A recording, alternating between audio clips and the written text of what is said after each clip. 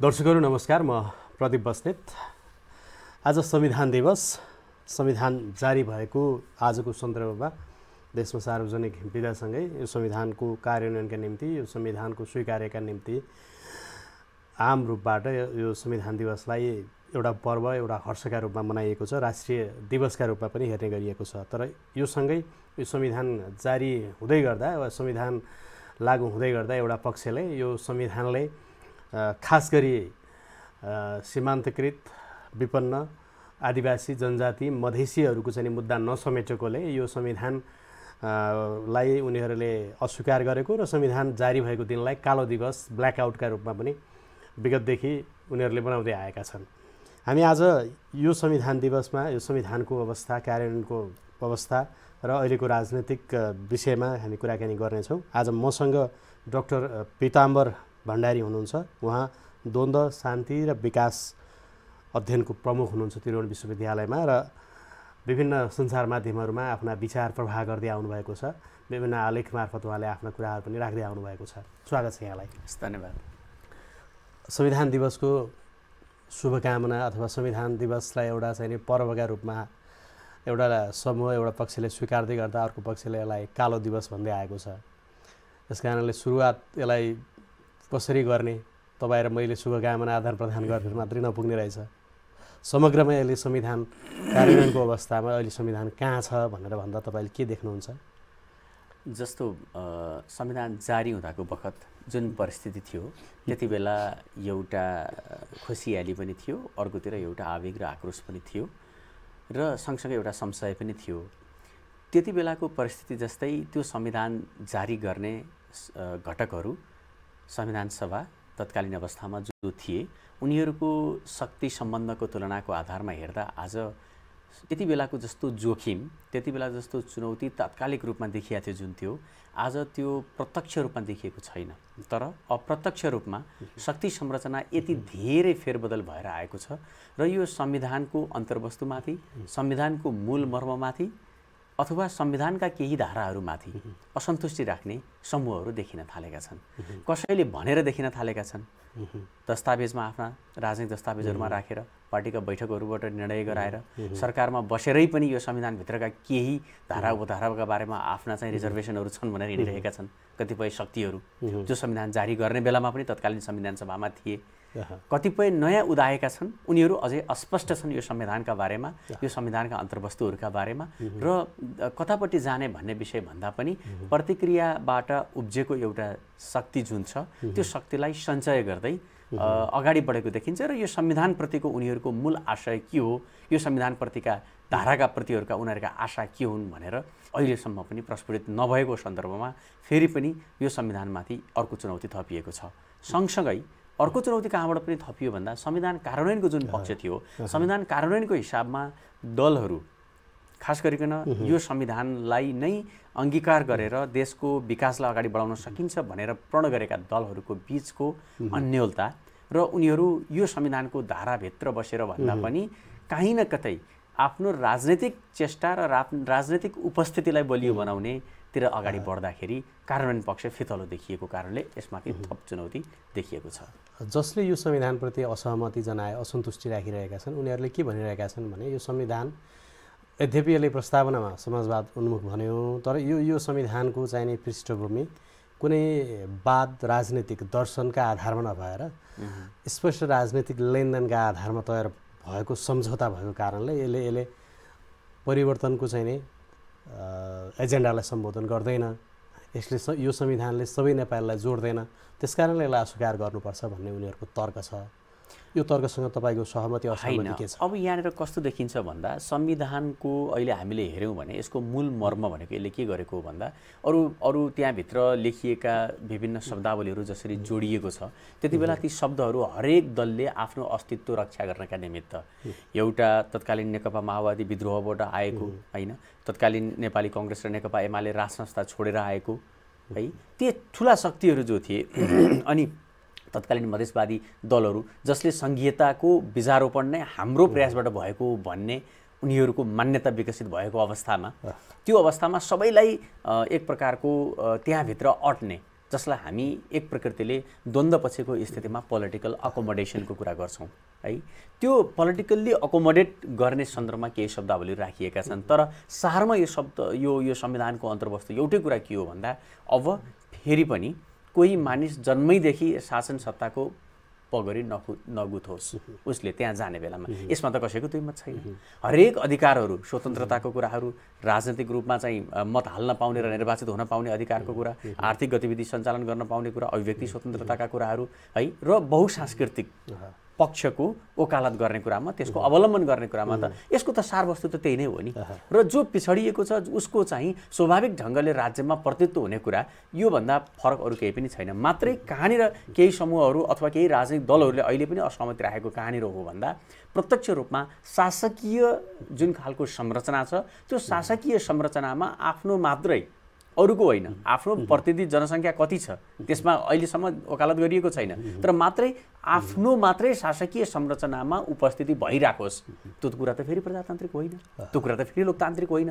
त्यस कारणले गर्दाखेरि हो त्यहाँभित्र कतिपय कुराहरू अधिकारका बाँडफाँडका कुरामा, राज्यका विभिन्न निकायहरूका अधिकारका बाँडफाँडका कार्यमा, स्वायत्तताका बारेमा केही प्रश्नहरू त्यो सम्बन्धित समूहले उठाउनु जायज नै देखिन्छ ती कुराहरू, किनभने आफ्नो अधिकार संरक्षणका लागि भनेर लडेको। त्यही वर्ग समुदायलाई बढी चाहिने यो नयाँ संविधान चाहिएको थियो, संघीयता चाहिएको थियो, वा राज्यको पुनर्संरचनाको व्याख्या चाहिएको थियो, र त्यो एक हिसाबले प्राप्त पनि गरे।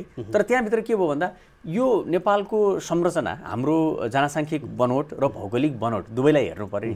यो यस्तो स्थितिमा छ भने कहीँ पनि कुनै पनि समूहको, एउटै मात्रै समूहको चाहिँ कस्तो छ भने एकल वर्चस्व छैन है। जस्तो म यहाँलाई उदाहरण दिउँ, निर्वाचन आयोगकै तथ्याङ्क हेर्नुहुन्छ भने विभिन्न क्लस्टरहरूबाट निर्वाचित जनप्रतिनिधिहरूको नामावली हेर्नुभयो भने सबैभन्दा बढी क्लस्टरहरू कहाँ देख्नुहुन्छ भन्दा बढी मध्येको क्लस्टरहरू आज हामीले सरसर्ती हेर्दाखेरि कता कता हामीले शङ्कास्पद ढङ्गबाट हेर्ने गर्छौँ नि मध्य प्रदेश भनेर, तर त्यो मध्य प्रदेशमा निर्वाचन आयोगले निकालेको तथ्याङ्क हामीले हेऱ्यौँ भने त्यो प्रतिनिधित्व कतिवटा क्लस्टरमा छ भन्दा कम्तीमा पनि 7-8वटा क्लस्टरमा छ। जब त्यही कुरा तपाईँ लुम्बिनी प्रदेश र सुदूरपश्चिम प्रदेश अथवा कर्णाली प्रदेश, लुम्बिनी नभनौँ, कर्णाली प्रदेश र सुदूरपश्चिममा हेर्नुहुन्छ भने त्यसको त्यो प्रतिनिधित्वको क्याटेगोरी जुन छ त्यो मध्य प्रदेशमा भन्दा कम छ। त्यसकारणले डाइभर्सिटी कहाँ छ, विविधता कहाँ छ भन्दाखेरि त अझ बढी मध्य प्रदेशमा छ नि त। बाहिरबाट हामीले हेर्दाखेरि अथवा केही आवाजहरू, बढी असन्तुष्टि त्यहाँबाट देखिया छ, र किन भन्दा त्यहाँभित्र एक प्रकृतिको एकरूपता छ भन्ने आशय व्यक्त गरेको देखिन्छ, जुन कुरा त्यहाँ देखिँदैन। त्यहाँभित्रको विविधता, त्यहाँभित्रको भौगोलिक विविधता, त्यहाँभित्रको सांस्कृतिक विविधता यति ओजनदार छ नि त्यसको झन्।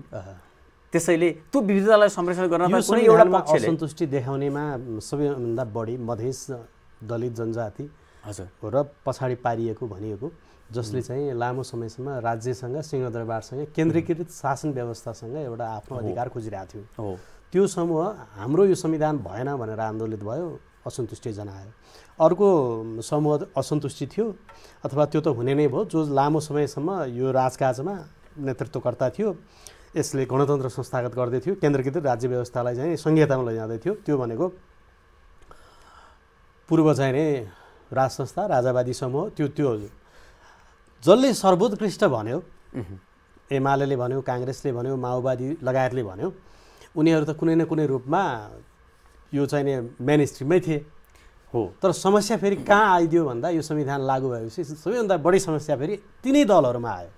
समस्या तिनीहरूले नै नेतृत्व गर्दा समस्या आयो। समस्या कहाँनिर आयो भन्दा हरेक राजनीतिक दलको आफ्नो त्यो गठन हुँदादेखिको आफ्नो प्रकृति र सैद्धान्तिक प्रवृत्ति हुन्छ। तपाईँले अहिले भर्खर कुरा गर्नुभएको ठुला राजनीतिक दलहरू भनेर हामीले जुन भनियो, कङ्ग्रेस, एमाले, माओवादी, उनीहरूले चाहिँ के गरेको छ भन्दा उनीहरूले कम्तीमा पनि, माओवादी पनि त्यो स्टेजबाट रूपान्तरित भएर आएको छ, उनीहरूले स्वीकार गरेको के हो भन्दा बहुलता र विचारलाई यो शासन प्रणालीको एक प्रकृतिको ड्राइभिङ फोर्स हो भन्ने कुरा स्वीकार गरेको छ। तर अन्य दलहरूले के गरेका छन्, किनभने एउटा समूहले त विचार भन्दा पनि आफ्नो जातीयता, आफ्नो भौगोलिकता, आफ्नो क्षेत्रीयतालाई हेर्छ, त्यसकारण त्यो रूपान्तरित नभए। तर यो संविधानको तात्पर्य त के हो भन्दा यो संविधानले जातीयता, क्षेत्रीयता र भौगोलिकता त हेर्दैन नि त। यो त विशुद्ध लोकतान्त्रिक हो, सङ्घीय लोकतान्त्रिक गणतन्त्र भनेको छौँ नि। यसको शासकीय स्वरूपमा त शब्दावलीमा त्यो भनिएको छ, तर यथार्थमा यसको कुरा के हो भन्दा प्रजातान्त्रिक मूल्य र मान्यता भनिसके त विचार चाहिँ त्यस्तो एउटा सङ्गठनात्मक एकाइ हो जसका आधारबाट शासन गर, र त्यो विचार भनेको एकत्वमा आधारित होइन, मोनिजममा आधारित होइन, प्लुरालिजममा, बहुलताका आधारित शासन प्रणाली हो भनिसकेपछि त त्यहाँनिर त सबै अट्ने भयो। त्यसकारण मुख्य कुरा यहाँनिर देखिएको कुरा के हो भन्दा यो संविधानको सैद्धान्तिक पक्ष आशय भन्दा पनि यसलाई कार्यान्वयन गर्ने बेलामा यसको जुन व्यवहारिक पाटो थियो नि त्यो व्यवहारिक पाटोमा कम ध्यान दिँदादेखिको परिणाम हो यो सबै।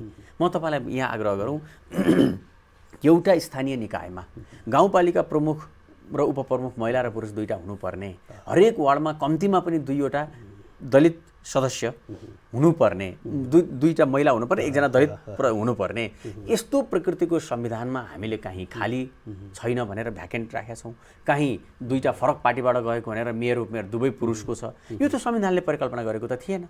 एउटा उदाहरण मात्रै व्यवहारिकतामा लैजाँदाखेरि। त्यस्तै अब हामी जब मन्त्रीमण्डलको कुरा गठन गर्दा कुरा आउँछौँ, त्यसमा सहभागिताको कुरा, त्यो त व्यवहारिक कुरा हो नि त। संविधानले त त्यो कम्तीमा पनि संविधानको मर्म नै समावेशी भइसकेपछि हैन, समावेशी भइसके संविधानको मूल मर्म त्यो छ भने त्यसको व्यवहारिक पाटोमा त लाग्नु पर्यो नि त त्यसका एक्टरहरू। उनीहरूले त्यहाँनिर कमजोर हुँदाखेरि चाहिँ धेरै आक्रमण हुन थालेको। यो प्रश्नमा अघिकै तपाईँले दिएको जवाफमा म एउटा जोडेर सोधुला, तर त्योभन्दा अगाडि तपाईँ आफै पनि यो द्वन्द्व शान्ति विकास अध्ययनको चाहिँ प्रमुख हुनुहुन्छ, लामो समय तपाईँ लेख्दै पनि आउनु भएको छ। यो संविधानले अब तात्कालिक अवस्थामा जति बेला माओवादी र सरकार चाहिने आम्ने सामने हुँदै गर्दा दैनिक जसो चाहिने जुन जनधनको क्षति भएको थियो त्यसको न्यूनीकरण गर्ने, देशलाई चाहिने शान्ति प्रक्रियामा लैजाने र द्वन्द्वलाई अन्त्य गर्ने हैन, एउटा त्यो रोडम्याप अनुसारले यो संविधान आयो। तर एक थरीले तर्क के गरिरहेछन् र उनीहरूको चाहिँ आफ्नो चाहिने तर्क राजनीतिमा के छ भने यो संविधानले झन् बढी द्वन्द्वको चाहिँ बीजारोपण गर्यो। देखिँदा तत्काल कुनै त्यस्तो कन्फ्रन्टेसन नभए पनि आज दलित आन्दोलित छ, आदिवासी जनजाति आन्दोलित छन्, महिलाहरू आन्दोलित छन्, मधेसी चाहिँ समुदायहरू आन्दोलित छन्। राजनीतिक रूपले सहभागिताको हिसाबले उनीहरू जो चाहिँ हिजो विरोध गरेका थिए आयो होला, तर एजेन्डा त जहाँको त्यही छ, मधेसको एजेन्डा त्यही छ, महिलाको एजेन्डा त्यही छ, दलितको एजेन्डा त्यही छ, को सरकारमा जान्छ जाँदैनको प्रमुख कुरा होइन। त्यसकारणले यसले लामो चाहिँ द्वन्द्वको बीजारोपण गरेको छ। त्यसकारण यो संविधानको कार्यान्वयनमा सँगसँगै यसको चाहिँ विकल्प पनि खोज्नुपर्छ भन्ने तर्क गर्छन्। तपाईँले देखिरहेको के हो? अब म यसमा यस्तो पृष्ठभूमि जोडेँ है त यसलाई।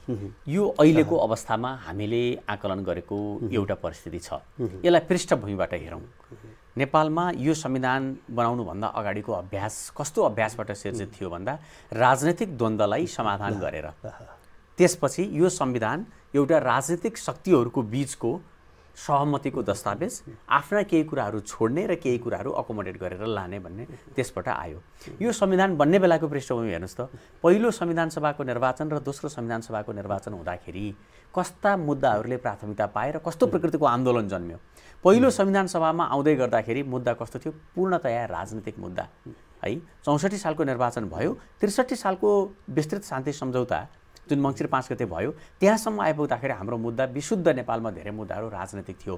यद्यपि त्यो राजनीतिक मुद्दा हुँदै गर्दाखेरि पनि सरकारले पनि त्यति बेला कर्णाली, दलित, मधेसी हैन भनेर छुट्टा छुट्टै आयोगहरू त्यही बेलामा द्वन्द्वकालीन अवस्थामा गठन गरेको थियो। सरकारले पनि त्यति बेला गठन गरेको थियो। तत्कालीन अवस्थामा तत्कालीन नेकपा माओवादी जो विद्रोह गरिरहेको थियो उसले यो राजनीतिक आन्दोलन हो, व्यवस्था परिवर्तनको आन्दोलन हो, तर त्यसले उसले के गरेको थियो? त्यसमा समाजका तपाईँले भन्नुभएका सबै अङ्गहरू, महिला, दलित, जनजाति, यो सबै अङ्गहरूलाई उसले चलायमान बनाएको थियो द्वन्द्वकै क्रममा। एक हिसाबले हेर्दाखेरि सरकार पक्ष पनि त्यहाँ भएका मुद्दाहरूलाई एड्रेस गर्न आयोगहरू बनाउँदै जाने हो, विद्रोही पक्ष पनि ती मुद्दाहरूलाई बिस्तारै राजनीतिक आन्दोलनमा समेट्दै जाने। हुँदै हुँदै हुँदै आउँदाखेरि 64 सालको संविधान सभाको निर्वाचनमा त्यो राजनैतिक आन्दोलन एक प्रकृतिको हिंसात्मक र अहिंसात्मक आन्दोलनको सम्मिश्रण जुन थियो त्यसलाई चाहिँ अब नयाँ बाटोतिर लैजाउँ भनेर पहिलो संविधान सभाको निर्वाचन भयो। लगत्तै पहिलो संविधान सभाको निर्वाचनमा हामीले के देख्यौँ भन्दा त्यहाँनिर केही दलहरू उदाए। 63 सालको शान्ति सम्झौता पछि केही मधेसवादी दलहरू मेनस्ट्रिम पोलिटिक्सबाट उनीहरू जो लामो समय क्रियाशील थिए त्यसबाट गए र नयाँ दलको स्थापना गरे र उनीहरू त्यसमा पहिचानको मुद्दा, त्यो केवल राजनीतिक मुद्दा थिएन, अब पहिचानको मुद्दालाई शासकीय शैली र कानुन बनाउने थलोमा उपस्थिति देखियो। त्यो देखियो। तर 70 को संविधानमा बनाउने बेलामा फेरि त्यति बेलाको 64 को शक्ति संरचना फेरियो। त्यहाँ पनि के भयो? फेरि राजनीतिक मुद्दा नै आयो। 64 सालसम्म राजनीतिक मुद्दा कस्तो हाबी भयो भन्दा तत्कालीन विद्रोही पक्ष नेकपा माओवादीले जुन स्पष्ट झन्डै बहुमत लिएर आयो है, त्यो बहुमत लिएर आइसकेपछि संविधान बनाउने कुरामा कसको बढी वर्चस्व रह्यो, उसको बढी वर्चस्व रह्यो र उसको राजनीतिक सिद्धान्त र दर्शन जुन उसले अघिदेखि बोकेको थियो त्यसको स्वाभाविक ढङ्गबाट स्वामित्व लिँदै जान थाल्यो र अघि भएका कतिपय सहमतिहरू जस्तो बहुलता, पूर्ण लोकतान्त्रिक व्यवस्थालाई कता कता उसले चाहिँ बहुलताभन्दा बढी मोनिजमतिर, एकत्ववादतिर लैजाने हो कि संविधान सभाको बारेमा, अदालतमा चाहिँ न्यायाधीशहरूको नियुक्तिका बारेमा है, शासकीय स्वरूपका बारेमा, जातीय राज्य कि नराख्ने भन्ने कुरा त यो त तत्कालीन अवस्थामा नेपाली कांग्रेस र नेकपा एमाले भन्दा त स्वामित्व त बढी उसले लिएको जस्तो देखिन्थ्यो, किनकि उसको सिट संख्या धेरै थियो संरचनामा। त्यसपछि 70 मा आउँदा कसरी फरक भयो हेर्नुस्, त्यो मुद्दा फेरि ओझेलमा पर्यो। 70 मा आउँदा के भयो, 70 मा आउँदाखेरि चाहिँ राप्रपा नेपालको उपस्थिति देखियो, पहिचानवादी आन्दोलनहरूको मुद्दा अलिकति संख्यामा कम भयो, अनि कांग्रेस एमाले जो लोकतन्त्रवादी भनेर भनेका थिए उनीहरूको फेरि स्वामित्व लिए र संविधान जारी त्यो धरातलमा गरियो। स्वाभाविक ढङ्गले त्यो उतापट्टि के भइरहेछ, पहिचानका मुद्दाहरू असरल्ल भएर बसिरहेका थिए त्यो बेलामा फेरि। अनि त्यसपछि संविधान जारी भयो, संविधान जारी भएपछि ठुलो असन्तुष्टि आयो। तर त्यति बेलाको एउटा महत्त्वपूर्ण हामीले यो संविधान जारी गर्दाको अवस्थाको हेर्नुपर्छ के भन्दा मटुङ्गे है। त्यसपछि त्यो बेलामा के देखियो भन्दा हेर्नुहोस्, तत्कालीन अवस्थामा तत्कालीन प्रधानमन्त्री सुशील कोइरालाले यो फेरि त्यति बेला चाहिँ प्रधानमन्त्रीको लागि उम्मेदवारी दिइसकेपछि के गरे भन्दा संविधान सभामा मत नहालेको दलका संविधान सभा सदस्यहरूले त्यही व्यवस्थाका संसदमा आएर फेरि फर्किनुभयो। हेर्नुहोस् है, एउटा क्रुसियल पोइन्ट, हामीले यो संविधान जारी हुँदा हस्ताक्षर गर्नु भएन, तर यो संविधान अन्तर्गत बन्ने सरकारलाई मत दिनका निमित्त फेरि संसदमा 2-3 दिनभित्रमा उपस्थित हुनुभयो नि त। यसले के देखाउँछ भन्दा शक्ति संरचनाहरू कसरी बदलिए भनेर म तपाईँलाई अन्तिममा एउटा कुरा जोड्छु। हामी त्यही पहिचानको मुद्दामा आउँदैछौँ, यो अहिले कसरी आइरहेको छ भनेर। त्यसपछि फेरि पहिलो निर्वाचन त आयो, पहिलो निर्वाचनको पनि हामीले परिणाम देख्यौँ। पहिलो निर्वाचनको परिणाम आइसकेपछि संविधानको मर्म एउटा थियो, प्लुरालिजम, लोकतन्त्र, संसदीय इतिहास के अरे संसदीय मर्यादालाई कायम गर्ने भन्ने थियो है, प्रजातान्त्रिक ढङ्गबाट। तर पहिलो निर्वाचनमा गठबन्धनको संस्कृति बस्यो। तत्कालीन नेकपा माओवादी केन्द्र र नेकपा एमालेको एक प्रकृतिको गठबन्धन देखियो। निर्वाचनपछि पार्टी पनि मिल्यो। पार्टी मिलिसकेपछि फेरि शङ्का के भयो हेर्नुहोस् त, फेरि केले मुद्दा पायो भन्दा अब फेरि पनि लोकतान्त्रिक परिपाटीबाट यो संविधानको जुन मर्म थियो, संविधानको मर्म अनुसार त्यो बेला काम हुन सकेन। र दोस्रो निर्वाचन हामी आयौँ। त्यसपछि दोस्रो निर्वाचनमा आइपुग्दाखेरि हामीले अहिले प्रष्टसँग के देखाउँ भन्दा पहिचानको आन्दोलन भन्दा पनि प्रतिक्रियाको आन्दोलनको स्वरूप केही स्वतन्त्र रूपमा उठाएका व्यक्तित्वको अहिले वर्चस्व रह्यो। त्यसकारण पहिचानको मुद्दा कहिले उचालिने र कहिले सतहमा बसिराख्ने। अब यही पहिचानको कुरा गर्दाखेरि जस्तो संविधानको स्वीकार्यता बढाउनका निम्ति यसमा निरन्तर संशोधनको आवश्यकता पर्छ। आफैमा एउटा संविधान कहिले पूर्ण हुँदैन र संशोधनका निम्ति असन्तुष्ट पक्षसँग सरकारले सम्झौता पनि गरेको छ विगतमा।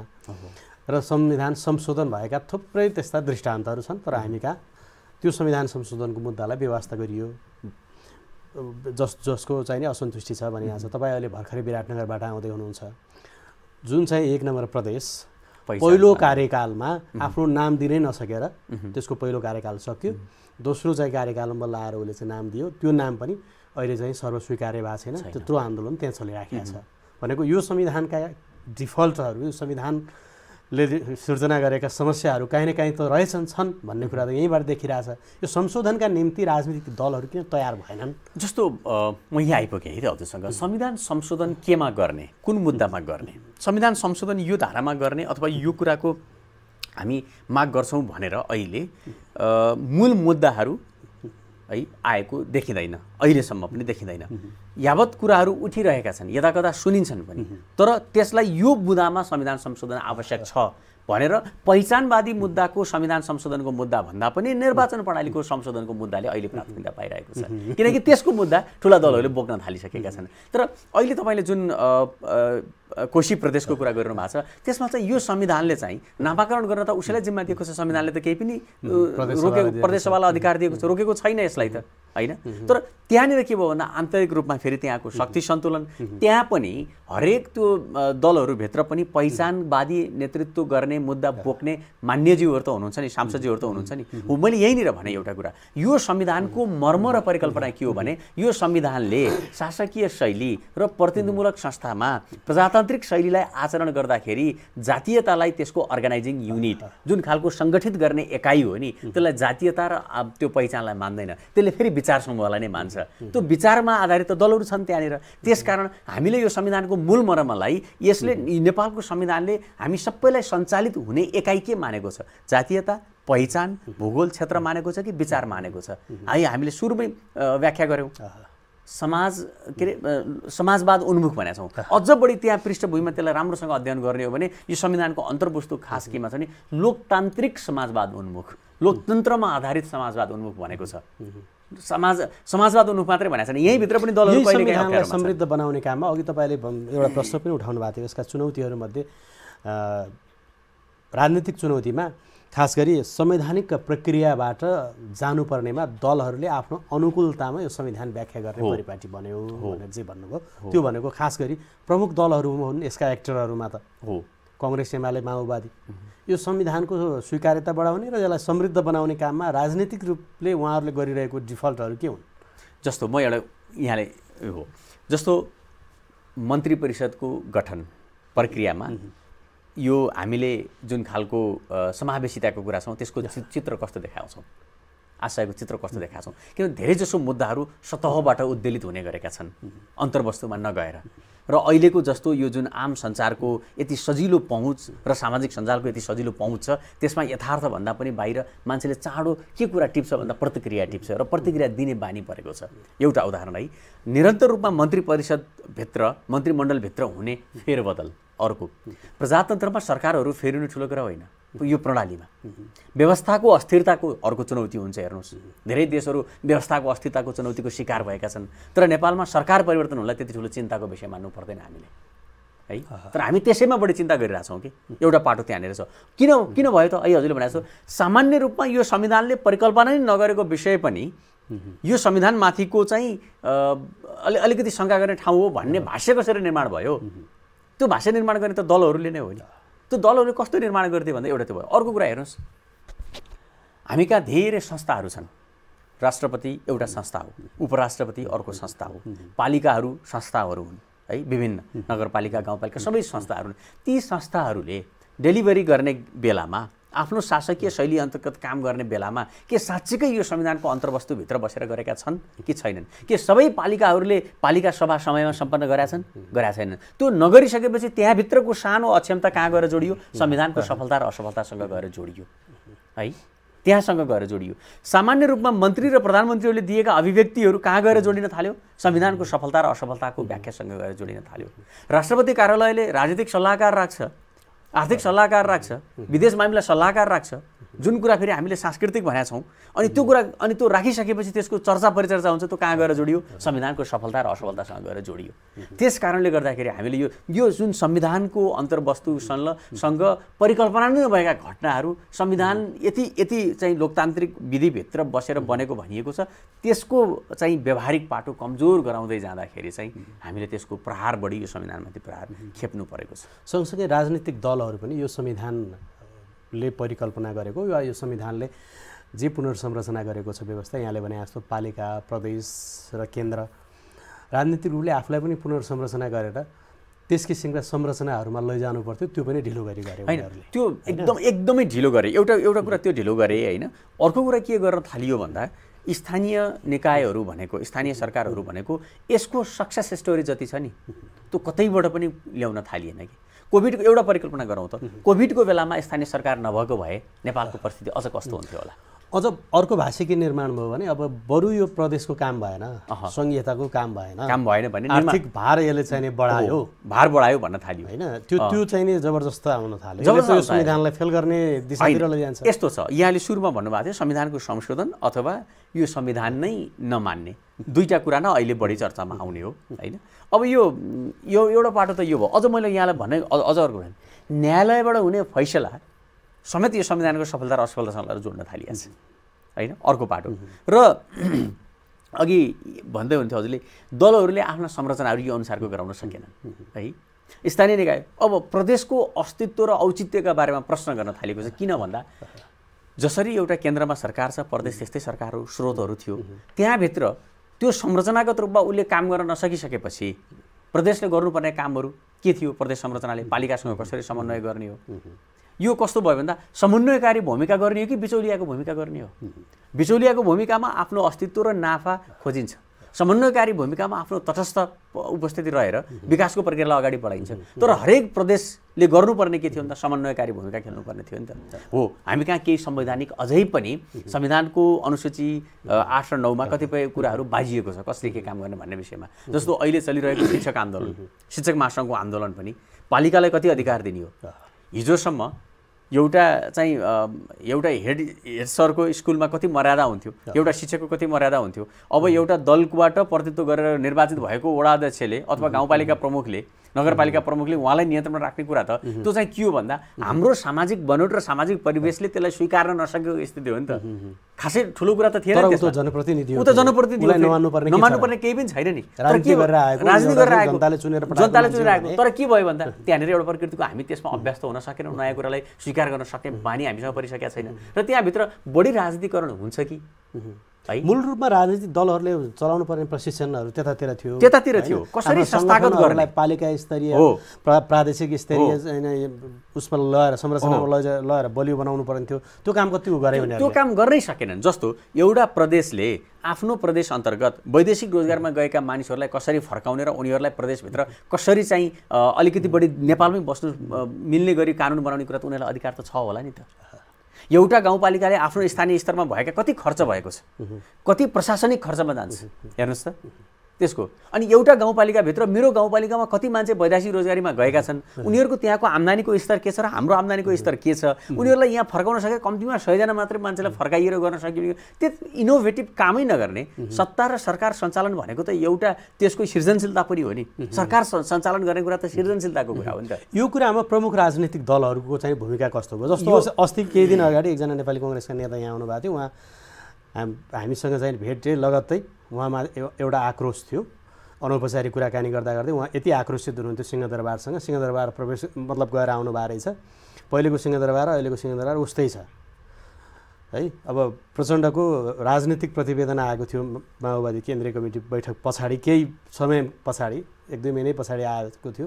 उहाँको प्रतिवेदनमा पनि के थियो भन्दा नेता कार्यकर्ताहरू शक्ति केन्द्र धाउने भए सिंहदरबार र प्रदेशको कार्यालयमा मात्र धाउने सीमित भयो भनेको। सत्ता र शक्तिको चाहिँ हस्तान्तरण गर्ने कुरा र त्यसलाई समान वितरण गर्ने कुरामा राजनीतिक दलहरूले आफ्नो पार्टी आफ्नो सङ्गठनलाई त्यस किसिमले चाहिँ परिचालन गरेको भए प्रदेश हुनुको औचित्य, संहिता हुनुको औचित्य हैन, पालिका हुनुको औचित्य पुष्टि हुँदै जान्थ्यो र यो संविधानको स्वीकार्यता र यसप्रतिको सकारात्मक भाव बढ्दै जान्थ्यो होला। दलहरूले यो किन गर्न सकेनन्? यो दलहरू र कर्मचारी तन्त्र दुवै, यो नीतिले व्यक्ति चिन्ने कि नेताले तलको व्यक्ति चिन्ने, जमिनको व्यक्ति जुन हामी भन्छौँ, नीति र व्यक्तिको बिचको सम्बन्ध जब निर्माण गर्न सकिन्छ त्यस्तो खालको प्रणाली विकसित गरिसकेपछि फेरि व्यक्तिलाई नै भेटेर उसको काम गराउनु पर्ने।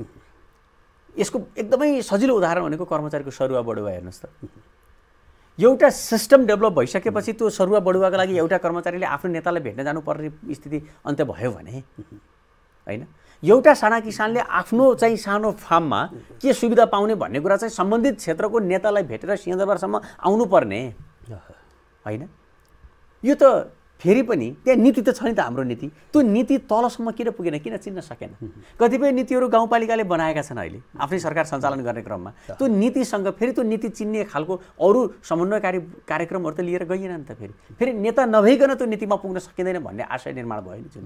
त्यसकारण जुनसुकै शासन व्यवस्था भए पनि जब एउटा चाहिँ हाम्रो पहिल्यैदेखि धेरै छलफल गरेर आएको छ एउटा यो प्याट्रन र क्लाइन्टको रिलेसनसिप हामी भन्छौँ, माथि हाम्रो मेरो एउटा अभिभावक छ, त्यो अभिभावकीय भूमिकालाई तल ठेकेदारी प्रथा मार्फत विभिन्न मान्छेहरूसँग पहुँचमा पुगिन्छ र त्यो कालान्तरमा हरेक 5-5 वर्षपछि चाहिँ चुनावमा भोटमा परिणत गरिन्छ। अनि यही प्रणाली राखिसकेपछि त यो व्यवस्था मात्रै किन, जुनसुकै व्यवस्थाको परिकल्पना गरे पनि कुरा हुने यही रहेछ त आखिर भन्ने जान्छ। संविधान लागू भयो तर प्रतिस्पर्धात्मक प्रणाली झन् अवरुद्ध भयो। पार्टीहरूले महाधिवेशन चाहिँ गर्ने भए अथवा सङ्गठनका चाहिँ सम्मेलनहरू हुने भए, तर तिनीहरू बिना प्रतिस्पर्धा व्यक्ति चाहिँ छनौटका माध्यमबाट नेतृत्व आउने स्थिति बन्यो। जस्तो यो र जसले गर्दाखेरि एउटा सामान्य कामको लागि पनि पार्टी मुख्यालय, पार्टी सभापति वा पार्टी अध्यक्षलाई माथि निर्भर हुनुपर्ने स्थिति भयो। यसले संघीयता र यसले यो संविधानलाई समृद्ध बनाउँछ होइन? ठ्याक्कै नै कस्तो भयो भन्दा यसैको विरोध गरेर आन्दोलन गरेको हो नि त। यही कुराको विरोध गरेर आन्दोलन गरेर यो कुरा नहोस् भनेर यो व्यवस्था लिएर आएको होइन। फेरि यही कुरा गर्न थाले त स्वाभाविक ढङ्गले आफैलाई पछाडि पार्छ नि त यसले त। जस्तो यहाँले सही प्रश्न उठाउनु भयो, दलहरूका महाधिवेशनहरू हजुर नीतिका बारेमा छलफल हुँदैन। कुनै दलमा निर्वाचनै हुँदैन, कुनै दलमा निर्वाचन मात्रै हुन्छ, नीतिको बारेमा छलफल हुँदैन। यसको अर्थ के हो त कि अब हामी प्रष्टसँग वैचारिक रूपमा हामी प्रष्ट छौँ र यो संविधान अन्तर्गत हामी सबैले एउटै गोरेटो हिँडेका छौँ भनेर हिँड्न खोजेको हो भने फरक पाटो हो होइन। होइन भने प्रतिस्पर्धा एकातिर व्यवस्था, यो व्यवस्थाले के गरेको छ, खुला बजार, खुला अर्थतन्त्र, प्रतिस्पर्धा होइन, प्रजातान्त्रिक शासन प्रणाली प्रतिस्पर्धात्मक सबै कुरा भनेको छ नि होइन। तर त्यसलाई अवरुद्ध गर्ने खालको र म नै नेतृत्वमा स्थापित हुनुपर्छ भनेर जब दलका कार्यकर्तादेखि नेतृत्वसम्मको त्यो अभियान चल्छ अनि त्यसपछि सारा कुराहरू केमा अवरुद्ध भएर गयो भन्दा केवल यो यहाँले सही प्रश्न उठाउनु भयो, त्यो प्रतिस्पर्धा किन चाहिएको भन्दा चलायमान हुनका लागि चाहिएको। त्यसले के कुरालाई चलायमान गराउँछ, विचारलाई चलायमान गराउँछ, बजारलाई चलायमान गराउँछ होइन, कार्यकर्ता र नेताको सम्बन्धको बिचमा चलायमान गराउँछ। कसैले गल्ती गरेको छ भने पनि यो नेतृत्व स्थापित भइसकेपछि यो नेतृत्वसँग त त्यो गलत काम लिएर हामी जानुहुन्न भन्ने खालको मान्यता विकसित गर्न पनि नसक्ने भइसकेपछि चलायमान कहाँबाट हुन्छ भने त्यो खालको एउटा परिस्थितिको निर्माण नहुँदासम्म यो व्यवस्थामाथि शङ्का गर्नेहरूले र आक्रमण गर्नेहरूले झनै प्रश्रय पाइरहेको देखिन्छ। लोकतन्त्र परिष्कृत हुने, संविधान परिष्कृत हुने भनेको दलहरूको अभ्यासबाट हो। दलहरूको अभ्यास कस्तो भयो भने विचार मिल्ने नमिल्ने दुवै पक्षका बिचमा निर्वाचन अगाडि पनि निर्वाचन पछाडि पनि गठबन्धन गर्ने स्थिति बन्यो। आज एउटा गठबन्धन बनिरहेको स्थितिमा भोलि अर्को गठबन्धन बनिरहेको स्थिति छ। न कार्यक्रम मिल्छ उनीहरूको, न राजनीतिक सैद्धान्तिक चाहिने विचारधारा मिल्छ, न उहाँहरूको लक्ष्य र उहाँहरूको चाहिने राजनीतिक एजेन्डाहरू नै मिल्छ। त्यस्तो दलहरूका बिचमा केवल सत्ता, केवल शक्तिका निम्ति, आफू पावरमा जानका निम्ति जे उहाँहरूले गठबन्धन गर्नुहुन्छ त्यसले यो संविधानलाई त पक्कै सहयोग गरेका छैन, संविधानलाई सफल बनाइरहेको छैन। जस्तो तर यो संस्कृति जब्बर र बलियो बन्यो। जबरजस्त भयो। म यहाँलाई एउटा कुरा जोडिहालौँ, दलहरूप्रति अझै पनि 62-63 सालदेखि यो व्यवस्था ल्याउनका लागि उनीहरू जसरी केही कुरा छोड्दै र केही कुरा नयाँ ग्रहण गर्दै अगाडि बढे, एक अर्काको बिचमा शङ्का र उपशङ्का छ है। एउटा त्यो शङ्का र उपशङ्का निवारण गर्नका लागि एक अर्कामा विश्वासको वातावरणको सिर्जना गर्नका लागि रणनीतिक रूपमा यस्ता गतिविधिहरू संसारभरि स्वीकार्य मानिन्छन् है, संसारभरि स्वीकार्य मानिन्छन्। तर यहाँनिर कस्तो देखियो भन्दा अब निर्वाचन अगाडिको गठबन्धन, निर्वाचन पछाडिको गठबन्धन र फेरि पनि त्यो भइसकेको गठबन्धन फेरि एकै रातमा पनि उल्टिने गठबन्धनहरू, यो देखिएको कारण के हो भन्दा हाम्रा दलहरूमा अहिले दुईवटा दबाब छ। एउटा दबाब आफ्नो राजनीतिक दर्शन र सिद्धान्त बचाउनका लागि, किनकि उनीहरू आफै सङ्क्रमणमा छन् है। प्रजातन्त्र नमान्ने तत्कालीन नेकपा माओवादी प्रजातन्त्रमा आएको छ, राज संस्था मान्ने नेकपा एमाले र नेपाली काङ्ग्रेस राज संस्था नमान्नेमा छन् होइन। कोही सङ्घीयता, त्यही भित्र पनि कसैले सङ्घीयता चाहिन्छ भने सबै सङ्क्रमणमा छन् नि। देश मात्रै सङ्क्रमणमा छन् भन्ने कुरा होइन, यो राजनीतिक प्रणाली मात्रै, दलहरू स्वयंमा सङ्क्रमणमा छन् अहिले सबै दलहरू। यतिसम्म कि नयाँ आएका दलहरू पनि स्वयंमा सङ्क्रमित भइसक्यो। यो कुरा चाहिँ लोकतन्त्रको सौन्दर्य भन्नुला, तर यो कुरूप पक्ष जस्तो देखिया छ तपाईले भने। लोकतन्त्रको सौन्दर्य भनेको चाहिँ कस्तो हुन्छ भन्दा विचारमा प्रतिस्पर्धा, जहाँनिर विचारमा प्रतिस्पर्धा हुन्छ त्यो लोकतन्त्रको अति ठुलो सुन्दरता हो। र लोकतन्त्रको एउटै मात्रै सुन्दर पक्ष भनेको के हो भन्दा अरूले आफूलाई आलोचना गर्दाखेरि सुन्न सक। सबभन्दा ठुलो लोकतन्त्रको सुन्दरता त्यही नै हो। तर दलहरू के भन्न थाले भन्दा आलोचना गरेको सुन्नै नसक्ने, राज्यका निकायहरू जति पनि नियमनकारी राज्यका निकायहरू, राज्यको सूचना सङ्कलन गर्ने स्रोतका निकायहरू आफू मातहत ल्याउँदै जाने, राज्यका स्रोतहरू कब्जा गर्दै जान थाल्ने, त्यस्तो कुरा गर्दै जान थालेपछि एकले अर्काको बिचमा शङ्काको वातावरण निर्माण हुँदै जान थाल्यो र गठबन्धनको संस्कृति चाहिएको त्यो कारणले हो। र यो गठबन्धनको संस्कृति भनेको कस्तो हुन्छ भन्दा गठबन्धनको संस्कृति कहिले चाहिने हो भन्दा द्वन्द्वको बेलाको लागि मात्रै गरिने संस्कृतिहरू हुन्। खास पावर सेयरिङ भनेको शक्ति बाँडफाँडको सिद्धान्त। र हामीले के बुझ्नु पर्यो भन्दा नेपालमा 62-63 पछि हामी लगातार 4वटा जति सङ्क्रमणकाल अहिले पनि छ भन्नुहुन्छ उहाँहरू। हो छ, कहाँनिर छ भने अहिले हजुरले भन्नुभयो नि, अहिले पनि यो संविधानमाथि प्रश्न त उठिरहेको छ नि, पहिचानवादीहरूले आन्दोलन त उठाइरहेका छन् नि। त्यसकारण द्वन्द्वको बेलामा हामीले देखेको द्वन्द्व कस्तो प्रकृतिको द्वन्द्व थियो भन्दा त्यति बेलाको द्वन्द्व कस्तो छ, राजनीतिक विचारधारामा आधारित द्वन्द्वहरू थिए। पक्षहरू प्रष्टसँग चिनिन्थे, एकले अर्कोसँग के माग गरेको प्रष्टसँग चिनिन्थ्यो। अहिलेको द्वन्द्वमा पक्षहरू चिनिँदैनन्, कसले कोसँग के माग गरेछ थाहा छ हामीलाई? केही थाहा छ? एउटा मानिस आक्रोश प्रतिक्रिया लिएर खुकुरी लिएर नेताहरूको पछाडि लाग्दाखेरि उसको माग के हो? केही माग प्रष्ट छ? एउटा सरकारले अर्को सरकारलाई खुलेआम चोर भन्छ, उसको माग के हो? यहाँभन्दा ठुलो द्वन्द्वको स्थिति त हामीले कहिले परिकल्पना गर्छौँ। द्वन्द्व भनेको त हामीले भन्छौँ नि, बन्दुकहरू पड्किनु मात्रै द्वन्द्व होइन भनेर त हामी पटक पटक भन्ने गरेका छौँ। यस्तो द्वन्द्वात्मक स्थिति छ। हेर्नुहोस् त, एकातिर पूर्वी क्षेत्रमा केही कुराहरू हुन्छ धर्मका बारेमा, र्याली कहाँ निस्किन्छ? सद्भाव र्याली काठमाडौँमा निस्किन्छ। यसको अर्थ के हो? जुन कुरा राष्ट्रिय मुद्दाको कुरै भएको छैन त्यसलाई राष्ट्रिय मुद्दाको रूपमा म्यासेज दिन खोज्नु पनि कहिलेकाहीँ के हुन्छ? जहाँनिर संवादै आवश्यक छैन त्यहाँनिर संवाद गर्न खोज्नुको उद्देश्य के हो? जबरजस्त रूपमा यो समस्या छ भनेर पहिचान गराउन खोजिएको होइन। त्यसकारण हामी कस्तो प्रकृतिको द्वन्द्वात्मक अवस्थामा छौँ भन्ने कुरा त प्रश्न छ। त्यसकारण यस्तो द्वन्द्वको अवस्थामा भएको बेलामा भएका राजनीतिक गठबन्धनहरू कहिलेकाहीँ चाहिँ जायज मानिन्छन्। यथार्थमा लोकतन्त्रको गठबन्धनमा तपाईले अघि भनेको जस्तै पक्ष भन्ने देखिन्छ, त्यहाँनिर विचारधाराका आधारमा हुन्छ।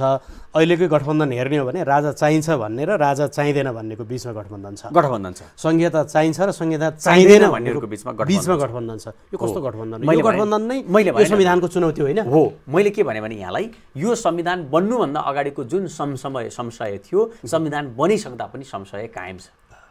त्यही नै तहमा कायम देखियो कि अब जस्तो मैले भने हजुरलाई द्वन्द्वको बेलामा मैले अझ बढी एकदमै ठुलो उदाहरण त के हो भने संविधान जारी भएपछि यो संविधानमा सही नगर्ने मान्छे पनि संसदमा है, अनि संघीयता चाहिँदैन भन्ने पार्टीको पनि उपप्रधानमन्त्री, राष्ट्रता चाहिन्छ भन्नेको पनि उपप्रधानमन्त्री, हिन्दू राज्य चाहिन्छ भन्नेको पनि गणतन्त्रात्मक प्रधानमन्त्री। यसले के गर्छ भने हामी कहाँ द्वन्द्वात्मक दृष्टिकोणबाट हेर्दाखेरि एउटा के देखिन्छ भन्दा असहमति राख्ने पक्षहरूलाई कि त उनीहरूलाई छोड्नुपर्छ कि सँगसँगै लिएर जानुपर्छ। सँगसँगै लिएर जाँदा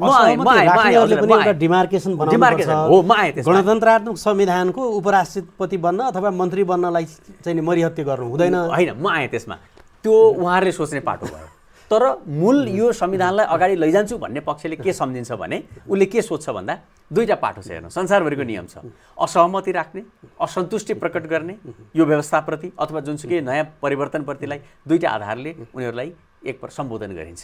एउटा छोडेर जाने, अगाडि बढ्ने, अर्को सँगसँगै लिएर जाने। छोडेर जाँदा के देखिया छ भन्दा संसारभरि छोडेर जाँदा के देखिया छ भन्दा फेरि त्यो छोडेर गएको मान्छे झन् माइनोरिटीको रूपमा आउँदै जाने र यस्तै प्रतिक्रियाहरू जब गर्न नसके अझ विद्रोह गरेर आउने र फेरि चाहिँ डिरेल हुने खालको छ। सँगसँगै लिएर जाँदा के हुन्छ? ढिलो हुन्छ, प्रक्रिया ढिलो हुन्छ। सत्तामा लिएर सँगसँगै लिएर जाँदा प्रक्रिया ढिलो हुन्छ। संसारभरि देखियो कुरा हो के यो, प्रक्रिया ढिलो हुन्छ तर बिस्तारै जानुपर्छ। त्यसकारण मलाई लाग्छ दलहरूले अहिले गरेको कुरा चाहिँ सँगसँगै जाउँ ढिलो जाउँ भन्न खोजेको जस्तो एउटा शङ्काको सुविधा उनीहरूलाई दिन सकिन्छ। तर दलभित्रैबाट फेरि यही संविधानका अन्तर्वस्तुका बारेमा दलहरूका बैठकमा प्रत्यक्ष अप्रत्यक्ष कुराहरू उठ्न थालिसकेका छन्। यो चाहिँ संविधान यो गत निर्वाचनको स्थानीय र आम निर्वाचनको परिणामबाट जे जस्ता शक्ति र व्यक्तिहरू उदय भए, अघि धरानको प्रसङ्ग यहाँले उठाउनु भयो, काठमाडौँका मेयरको प्रसङ्ग पनि उठि नै हाल्यो। उनीहरूले जसरी खुला रूपमा चुनौती दिएका छन् र राष्ट्रिय निर्वाचनबाट त नयाँ दलहरू पनि आए। यसले गर्दाखेरि एउटा ठुलो विश्वास र चाहिँ नि उभार ती शक्ति ती व्यक्तिहरूका प्रति आम मान्छेको देखिन्छ। तर राजनैतिक परिपक्वता खोज्ने हो भने चाहिँ देखिँदैन। फेरि कस्तो भयो भने सबभन्दा ठुलो चुनौती यहाँनिर अझ म यहाँहरूलाई भनौँ, अहिले सबै सरकारमा बस्ने मान्छेहरू केन्द्रदेखि स्थानीय सरकारसम्म, पालिका प्रमुखहरू, महानगरका प्रमुखहरू सबै आन्दोलनकारी। यो कसरी सम्भव हुन्छ? अख्तियारी बोकेको मान्छे आन्दोलनकारी हुन्छ? अझ बजेर भनौँ, कुनै एउटा निकाय छ शासन गर्ने जिम्मेवारी पाएर बसेको छ, ऊ चाहिँ आन्दोलनकारी हुन्छ। यो भनेको देशको परिस्थिति कता जाँदैछ भन्ने शङ्का गर्नुपर्ने ठाउँ हो नि त। हामीले यति ठुलो अन्योलता है, यति ठुलो अन्योलता एउटा एकातिर आउँछ। दलहरूका कुरा हेरौँ, प्रतिपक्षमा रहेका दलभित्रका आफ्नै गुनासाहरू छन्, आफ्नो बैठकभित्र छताचल्लो हुन्छन्। सरकारमा बसेका दलहरू, दलका मन्त्रीहरू समेत सरकार कहिले फेर्ने भन्ने गुट उपगुटका बैठकहरूमा आफै सहभागी हुन्छन्। यहाँभन्दा ठुलो अन्योलता के हुन्छ भनेपछि मैले भन्न खोजेको कुरा के भन्दा यो सबै गतिविधि फेरि जनताले के गरिरहेछ? यही संविधानलाई दोष दिएछ, जहाँ संविधानको कुनै जोड नै छैन यो विषयमा। यो त संविधानले यस्तो त परिकल्पना गर्दैन नि त। तर मान्छेले के हेरेछ यो सबै यही संविधानले गर्दा भएको हो भन्छ। यो संविधानले गर्दा त अहिले हामीले भनेको कुराहरू के बालेन के अरे शाहले सिंहदरबारमा आगो लाउँछु भन्नु प्रतिको आलोचना जे छ यो संविधान र यो सरकार अथवा यो गठबन्धन अहिलेको चाहिँ नि जे भनिएको छ सङ्क्रमणकालको अन्त्यका निम्ति प्रमुख दलहरूको जिम्मेवारी हो भनेर भन्नेहरूले गरिरहेको हरकत पनि त कहाँ आलोचना मुक्त छ र? मैले भने नि यहाँलाई त्यो आलोचनाको सन्दर्भ हुन्छ है, त्यो आलोचनाको शैली हुन्छ। त्यो चिज मैले भने यहाँलाई सन्दर्भ र शैली धेरै ठुलो कुरा हो राजनीतिमा। एउटा नेताले बोलेको अभिव्यक्ति तलसम्म जान्छ र त्यो संस्कृतिको रूपमा विकसित हुन्छ। हामीले कस्तो संस्कृति निर्माण गर्न खोजेको हो? घृणाको, द्वेषको, है, कटुताको, असन्तुष्टिको संस्कृति निर्माण गर्न खोजेको, हिंसाको संस्कृति निर्माण गर्न खोजेको कि संवादको संस्कृति, सहअस्तित्वको, सहिष्णुताको कुन संस्कृति निर्माण गर्ने? त्यो नेतृत्वले सोच्ने कुरा हो। त्यसकारण यो संविधानमाथि होइन जुनसुकै व्यवस्थामाथि पनि यस्तो प्रकृतिको संस्कृति हामीले विकसित गरियो भने है, यो कुरालाई प्रश्रय दिइयो भने एउटा कुरा हेर्नुहोस् त, कुनै एउटा नेतामाथि कुनै एउटा आम नेपालीले सार्वजनिक स्थानमा आक्रमण गर्छ र त्यसलाई मिडियाले फेरि आक्रमणकारीको खुकुरी हातमा लिएर, त्यो हतियार हातमा लिएर उसले भाषण गरिरहेको छ, त्यो आम मानिसलाई सुनाइन्छ अनि मान्छेले ताली नपड्काएर के गर्छ? त्यो कस्तो संस्कृति हामीले बनायौँ? सामान्य रूपमा कहीँ आरोपी रहेको अपराधीलाई त मुख छोपेर कारबाहीको प्रक्रियामा, कानुनी प्रक्रियामा लैजाने भएको देशमा एकैपटक खुकुरी प्रहार गरिसकेपछि खुकुरी हातमा लिएर फेरि भाषण गर्न थाले र त्यो कुरा सामाजिक सञ्जालमा बजाउन थालेपछि त हामीले कस्तो संस्कृति निर्माण गर्न खोज्दैछौँ? यो संविधानको कुरा होइन, संविधान संशोधन होस्, अर्को व्यवस्था आउला नआउला अर्को पाटो भयो, तर के यो संस्कृतिको रूपमा विकसित भइसकेपछि कसैले छुट पाउँछ? यो चाहिँ महत्त्वपूर्ण कुरा हो जस्तो लाग्छ। यसो भन्न सकिन्छ यो संविधानको निम्ति प्रमुख चुनौती त मुख्य दलहरू नै देखिए। यस्तो छ हेर्नुहोस्, यो संविधानको निम्ति प्रमुख मुख्य दलहरू नै स्वाभाविक ढङ्गले के देखिन्छ भन्दा उनीहरूको यो संविधानको अन्तर्वस्तुलाई समयमा पालना गर्न नसक्नु चाहिँ र यसलाई व्यावहारिक रूपमा उतार्न नसक्नु त स्वयं कमजोरी नै हो। बढी स्वामित्व, त्यसको ओनरसिप होइन, जिम्मेवारी लिनुपर्ने त उनीहरूले लिनु पर्यो। तर एउटा कुरो उनीहरूले कसरी लिनु पर्यो भन्दा आफैले गर्न नसके पनि यति त कम्तीमा भनिदिनु पर्यो कि तपाईँहरूले हामीलाई गली गर्न पाउने अधिकार पनि यही संविधानले दिएको हो भनेर मुस्कुराउन पनि नसक्ने हुन्छ त। त्यति त भनिदिनु पर्यो नि त। कम्तीमा जनतालाई त गाली गर्नुहोस्, हामीलाई आलोचना गर्नुहोस्, हामी सुन्न सक्छौँ। सम्पूर्ण यो व्यवस्था रहँदासम्म तपाईँले पाउनुहुन्छ, यो संविधान रहेसम्म पाउनुहुन्छ, जुन दिन यो संविधान रहँदैन त्यो दिन पनि तपाईँले यो पाउनुहुन्न है भनेर भन्न त सक्नु पर्यो नि। अन्त्यमा जस्तो एउटा संशयकै बिचमा अहिले हामी तपाईँले मैले जे जति कुराहरू उठायौँ, पूर्व कोशीदेखिको आन्दोलनदेखि लिएर स्थानीय सरकार प्रमुखहरूका चाहिँ गतिविधि, उनीहरूका अभिव्यक्ति, केन्द्र सरकारका गठबन्धनमा रहेका दलहरू, यी सबैहरू हेर्दै जाँदाखेरि एउटा धेरै ठुलो चाहिँ सङ्क्रमण र धेरै ठुलो फेरि एउटा पुनर्संरचना मुलुकले खोजिरहेको हो कि केही एउटा चाहिँ उथुलपुथुल फेरि खोजिरहेको? हामीले धेरै कुरा छलफल गऱ्यौँ, तर यसमा भूराजनीतिक दबावको बारेमा हामीले कम कोट्यायौँ नि होइन। हुन त यो हाम्रो आन्तरिक मामिला हो, त्यसले भूराजनीतिलाई किन जोड्ने भन्ने प्रश्न आउँछ। तर नेपालको हरेक राजनीतिक परिवर्तनमा भूराजनीति त जोडिएको छ है। त्यस कारणले गर्दाखेरि यसपटक हामीलाई इतिहासमा यसपटक शीतयुद्धको बेलाको भन्दा पनि जटिल भूराजनीतिक परिस्थितिबाट नेपाल गुज्रेको छ। यो झनै महत्त्वपूर्ण कुरा हो है। त्यसकारण दलहरूको मुख्य कार्य वैदेशिक सन्तुलन मिलाउनेमा, भूराजनीतिको त्यो सन्तुलनमा बढी गएको देखिन्छ गएका केही वर्षहरूमा, जसका कारण दलहरू आन्तरिक रूपमा भएका गतिविधिहरूमा आफ्नै विभिन्न तहका सरकारहरूसँग समन्वयका बारेमा उनीहरू त्यतातिर ध्यान दिन सकेनन्, जसको परिणाम आज हामी भोग्दैछौँ। वैदेशिक सम्बन्ध सन्तुलनमा त झन् कमजोर र झन् अहिले मैले भने पछाडि नै छ नि। मैले भने हो, त्यो भूराजनीतिक दबाव वैदेशिक सन्तुलनमा पनि कसरी देखिने भन्ने कुराखेरि हामी वैदेशिक सन्तुलन भनेको कस्तो हुन्छ भन्दा कतिपय हामीलाई आएका जति केही त्यो अफरिङ्सहरू हुन्छ नि, यो लिनु, कसैले केही दिन आउँदैछ त्यो लिने कि नलिने, त्यो छनौटको विधि के हो हाम्रो? एउटा कुरा छान्दाखेरि अर्कोले कसरी हेर्छ? यति धेरै उनीहरू ओइरिन थालेका छन् अहिले। वैदेशिक सम्बन्धको व्यवस्थापनका निम्ति आन्तरिक शक्तिको चाहिने मजबुतीकरण अथवा आन्तरिक शक्तिको चाहिने एउटा चाहिने एक ठाउँमा उभिने प्रयास, तर हाम्रो त्यो छैन। हामीलाई किनभने एउटा अभ्यास के हुन्थ्यो भन्दा कुनै विदेशी नेता आउँदै गर्दाखेरि दलहरूले अहिलेसम्म पनि सामूहिक रूपमा मात्रै भेटेर जानुस् भन्न किन नसकेको होला? यति त भन्न सकिन्थ्यो नि त। यो देशको विकास एउटा पार्टीलाई चाहिने अर्को पार्टीलाई नचाहिने भन्ने त होइन होला। कुनै वैदेशिक सहायता आउँदै गर्दाखेरि त्यसका विधिका बारेमा साझा धारणा त बनाउन सकिन्छ होला नि त। तर यस्तो तरिकाबाट हामी हिँड्यौँ कि देशको नामसँग त्यो देशको शासन व्यवस्थासँग विकास पनि चाहिने, सहायता पनि लिनुपर्ने, तर त्यो देशको शासन व्यवस्थासँग त्यो देशको अनुहार देखेर ऊ आउँदाखेरि नै आफ्नो सिद्धान्तसँग मिल्छ कि मिल्दैन भनेर त्यसका बारेमा बलिया दल, बलियो सरकार हैन, बलियो अर्थतन्त्र हुँदा न वैदेशिक शक्तिसँग स्वाभाविक ढङ्गले एक स्वरमा बोल्ने हो, एक स्वरमा बोल्ने हैन। हो। अहिले मैले भन्न खोजेको के भन्दा बलियो सरकार नहुँदै गर्दा पनि कम्तीमा पनि हाम्रो वैदेशिक नीति त पार्टीको र सरकारको फरक छैन नि त। कुनै एउटा पार्टीको छुट्टै वैदेशिक नीति त छैन नि त, छैन नि त। सबै दलले के भनेका छन्? पञ्चशीललाई मानेको छ, असंलग्नताको परराष्ट्र स्वीकार गरेको छु, संयुक्त राष्ट्रसङ्घका सिद्धान्त मान्यताहरूलाई अवलम्बन गर्छु भनेकै छ त। सबै दलले त्यही भन्छन् त। हामीले कुनै पनि एउटा दलले यो देशलाई हेर्ने दृष्टिकोण यस्तो हुन्छ, यो देशलाई अहिलेकै गठबन्धन सरकारमा हेर्ने हो भने संसदबाट पास भइसक्यो, कार्यान्वयनको चरणमा गइसक्यो। एउटा भन्छ अब यो च्याप्टरै क्लोज भइसक्यो, कार्यान्वयनमा गइसक्यो, एमसिसीका विवाद गर्नु भनेको यो जति चाहिँ वाहियात कुरा केही होइन भन्छ। अर्को त्यही सरकारमा बसेको दलका नेताहरू चर्को विरोध गरिरहेछन्। सबभन्दा ठुलो दुविधा मैले यहाँ भने नि यहाँनिर यो के को लागि भन्दा अर्को निर्वाचनलाई पर्खेर सार्वजनिक खपतका लागि बोल्ने व्यक्तिहरूले चाहिँ फेरि हामी के हो अनि यस्तो गठबन्धनले राष्ट्रिय स्वार्थका निम्ति वैदेशिक सम्बन्ध, वैदेशिक शक्तिसँग एक रूपमा चाहिँ सम्झौता गर्छ अथवा वार्ता गर्छ। होइन, सम्झौता मात्रै भन्दा पनि कस्तो भने मैले के भनेको भने कम्तीमा त्यो संस्कृतिको निर्माण किन गर्न नसक्ने? छुट्टा छुट्टै नभेटौँ न, भेट्नुपर्छ, नभेट्ने नै भनेको होइन। तर राष्ट्रिय मुद्दाका विषयमा जब आउँछ नि त्यो बेलामा चाहिँ सामूहिक धारणा, मूल नेतृत्व किन भेट्नु पर्यो त? सेकेन्ड टायरको लिडरसिपलाई जिम्मा दिए हुँदैन? त्यही गरेको होइन हामीले शान्ति सम्झौता गर्ने बेलामा मूल नेतृत्व पछि देखिएको होइन र? उनीहरूले त एउटा कुरा अराउने हो, देखिने हो, तर भित्र काम त अरूले गर्छ नि। द्वन्द्वकालमा गरेका ती कामहरू, ती चाहिँ त्यो मिड लेभलको जुन लिडरसिपको क्रियाशीलता, त्यो समन्वय दलहरूले अहिले देखाउन सक्थ्यो होला नि त।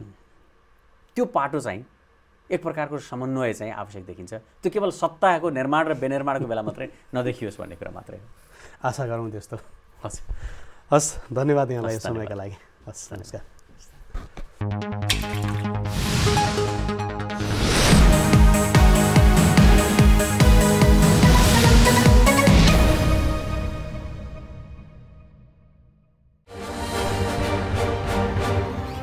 तपाईले मलाई चिन्नु भएन जस्तो छ। मेरो मुठीमा ठुला ठुला मान्छे छन्। को छन् नि? यो देशको मन्त्री, नेता, पुलिस, कर्मचारी, सांसद। ओहो, अनि अरु को छन् नि? अनि न्यायाधीश, ठुला ठुला उद्योगी, व्यापारी, पत्रकार, कलाकार, खेलाडी, भूमाफिया, जलमाफिया सबै मेरो मुठीमा छन्। तपाईको दाबीको कुनै प्रमाण छ? यी हेर्नुहोस्, यी छैनन् त सबै मेरो मुठीमा। दुनिया तपाईको मुठीमा। शिलापत्र.com